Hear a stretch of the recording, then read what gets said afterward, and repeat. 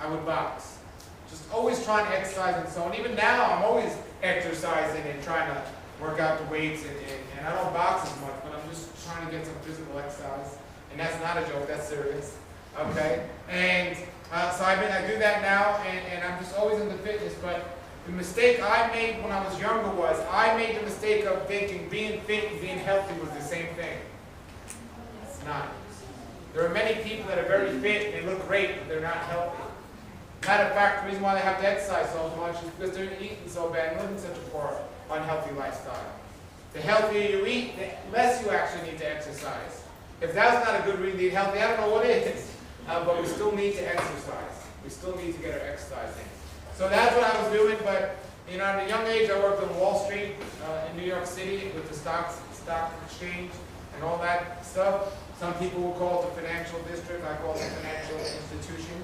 So I worked there, and my average day when I was growing up, when I was a teenager, was I would get up about 4:30 in the morning and I would go on the subway. And if you don't know this, the subway is not only a place you get something to eat, it's a train that goes under the ground. And I would go on the subway and I'd go to New York City, go to the gym early in the morning, get out of the gym, before it was light outside many times, go to my office, and in my office I could never open the windows because on Wall Street, I don't know if you realize this, but none of the windows can open. A higher floor, they're definitely not opening for a reason. And then after I would go to Wall Street, I didn't go out for lunch. They just gave me whatever, and then I had to stay there all day. I would go back to the subway, go to college, and back in Brooklyn late at night, and then come home and do my two favorite things: watch TV and eat very late at night. And then I would do it the next morning, and that was my teenage life. And I got away with it for two reasons. I mean, it got so bad, it got to a point where I got two black eyes. It wasn't from boxing, I wasn't that bad. It was just from living this type of lifestyle. And I was able to get away with it for two reasons. The first reason was I was young. And when you're young, you can get away with just about anything when it comes to diet and health. But what you do when you're younger will catch up to you when you're older. And what you do will determine your health years from now. The other reason I was able to get away with it was because I was living off stimulation. Now, I hated the taste of coffee. I never had a cup of coffee in my whole life. But I was addicted to something called Jolt, which was like soda with quadruple the caffeine. And that was keeping me going. So I was able to go and do this until it caught up to me. When I was 19 years old, I was at home one night, late at night, watching television.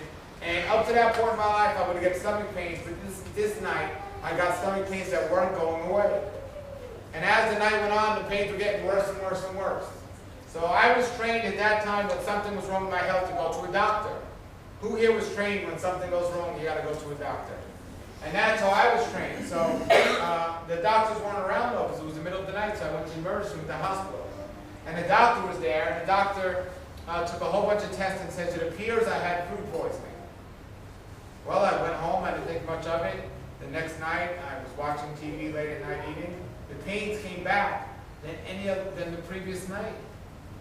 And I went back to the emergency room, and there was a different doctor there that night. They ran a whole bunch of tests, and they said, it appears you had food poisoning 2 nights in a row.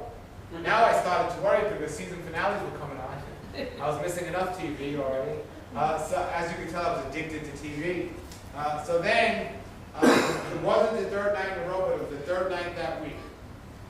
The pain came back worse than any of the other previous nights, but I had to run to the bathroom, and I couldn't stop going to the bathroom, and the only thing that was coming out of me was blood. Now, I didn't know much about health and disease back then, but I knew if I was bleeding at this rate, something was wrong. So I finally thought of a temporary cure. I moved the TV to where I could see it from the toilet. I lost so much blood, I couldn't figure out what was going on. So I got my friend to come over and take me to the hospital. So I get to the hospital, and this time both doctors were there. And I said, obviously something is wrong, and I really need to know what's going on. They ran a whole bunch of tests, and they said, we definitely know what's wrong with you. You have food poisoning. 3 times in 1 week they told me this. When they told me this, I thought one of 2 things. I thought either the doctors were incorrect or somebody was trying to kill me. And I couldn't come up with too many people that didn't want me around back then, so I figured the doctors were incorrect was what they were telling me. And at the time I had drug insurance, which a lot of people call health insurance, but I don't call it health insurance because it doesn't pay for health, it pays for drugs. So I went to this doctor in my house. That was almost too quiet, okay? So we got to remember everyone, you got to laugh or but don't one or the other. I know everyone's distracted because this person came early, but we have to really stay focused. Okay. I'm going to test you later, so I hope you're taking good notes. And I will take comments and questions later. Hello. Good to see a banana in the hand. Great.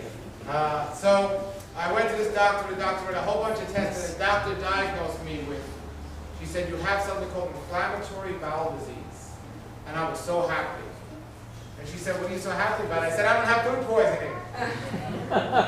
She said, you know what this is? I said, no. She says, it's also known as ulcerative colitis or Crohn's disease. It's inflammation of the colon. My whole colon was lined with many ulcers. It was so swollen I couldn't even drink water and get that through there.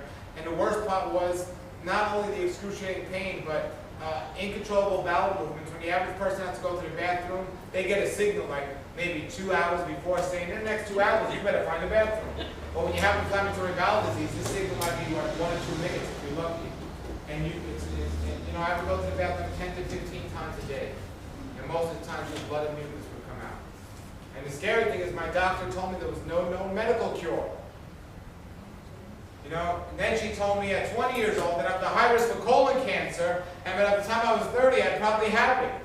But she said, don't worry, there's a cure for colon cancer. I said, there's no cure for inflammatory bowel disease, but there's a cure for colon cancer? She said, yeah, if we cut out your colon, you can't get colon cancer. And I said, that's crazy. And she said, what else can I do? She says, I'm not cutting out my colon, what else can I do? She said, you're going to have to be on drugs. She said medicine, I'm saying drugs, it's the same thing. I said, for how long? She said, for the rest of your life. Well, I asked the next obvious question, are there any effects to this medication? And she said, possibly some minor side effects. See, I don't call them side effects because they're not side effects, they are the effects. A lot of people say side effects. So she said, possibly some minor side effects. Well, when I went to the pharmacist, took the drugs out, they gave me a piece of paper with the medication. And on the piece of paper, in big red letters across the top, it said, major effects to this medication, or major possible effects. And I said, I think you made a mistake. And the pharmacist said, what? I said, my doctor told me there were only minor effects, not major ones. And he said, no, that's correct. And I didn't know who to believe, so I took the medication, and I found that very quickly my doctor was incorrect. I started experiencing all these effects of the medication. So not knowing any better and still being brainwashed, I went to my doctor to tell her what was wrong, and she wrote me out a prescription for the original prescription. And I asked her if there were any effects of that prescription. And she said, possibly some minor effects.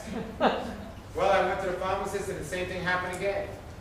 And then I went to my doctor again, and the same thing happened. Before I knew it, I was taking all these medications, and I felt worse after going to the doctor than I ever did before. I finally realized if I didn't die from my illness, I was going to die from the effects of all these drugs I was taking for my illness. So the doctor wasn't doing a trick. The doctor wasn't getting me better. So then I had to look elsewhere. And then somebody said that diet had a lot to do with my condition.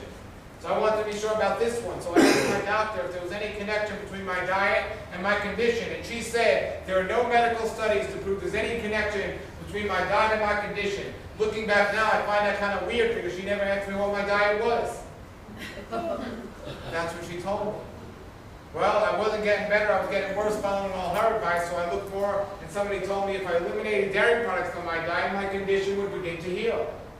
So I asked my doctor if there was any connection between consuming dairy products and my condition. And she said there are no medical studies to prove there's any connection between consuming dairy products and my condition.